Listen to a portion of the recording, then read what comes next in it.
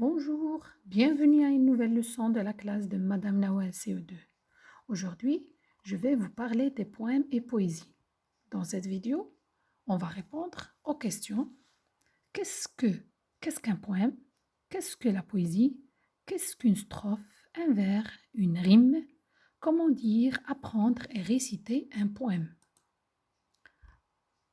Qu'est-ce qu'un poème? Qu'est-ce que la poésie? Un poème est un texte écrit pour exprimer et donner de l'émotion, ça veut dire les sentiments, la tristesse, l'amour, l'émerveillement, le regret, la joie, la surprise ou bien le rêve, etc.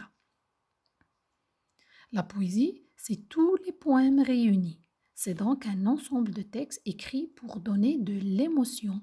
Mais souvent, au lieu de dire un poème, on dit une poésie.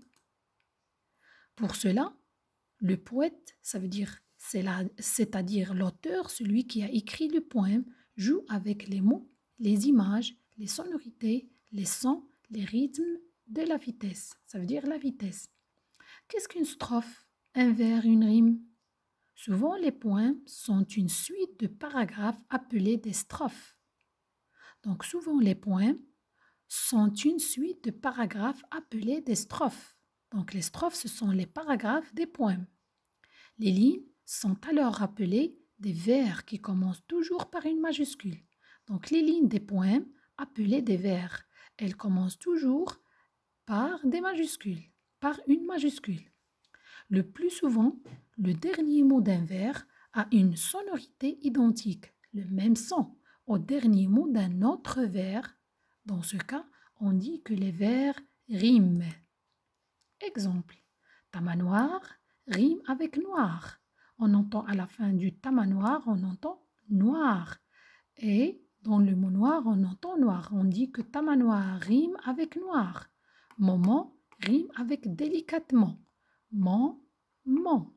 Ami rime avec souci. On entend à la fin i, i. Chat rime avec mangea. Chat, mangea. Donc, comment dire, apprendre et réciter un poème? Pour réciter une poésie, la dire à haute voix, il faut avoir compris le texte, avoir compris l'émotion, ça veut dire le sentiment que le poète, celui qui a écrit, a voulu exprimer. L'apprendre par cœur, utiliser le temps et le rythme, la vitesse qui correspondent à l'émotion d'exprimer. Respecter un temps d'arrêt entre les strophes et également lorsqu'il y a des virgules. Prenons un exemple. Quel est le titre de ce poème? Donc le titre du poème, c'est le tamanoir. Donc, combien de strophes on a? On a 2 strophes, ça veut dire 2 paragraphes. 2 strophes. Combien de vers? On doit compter les vers. 1, 2, 3, 4, 5, 6, 7, 8, 9, 10, 11. On dit que dans ce poème, il y a 11 vers. Donc le vers commence par une majuscule. Le vers commence par une majuscule. Donc il est toujours en majuscule. La première lettre, elle est en majuscule. Passons maintenant à la rime. Donc, rime, tamanoir rime avec manoir. Pourquoi? Parce qu'à la fin, on entend le même son. Manoir, manoir, war, war.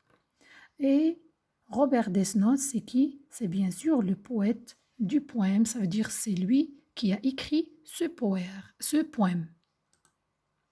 Mémo. Un poème est un texte écrit pour exprimer et donner de l'émotion. Et on a dit l'émotion, ça veut dire les sentiments. Tristesse, amour, émerveillement, regret, joie, surprise, etc.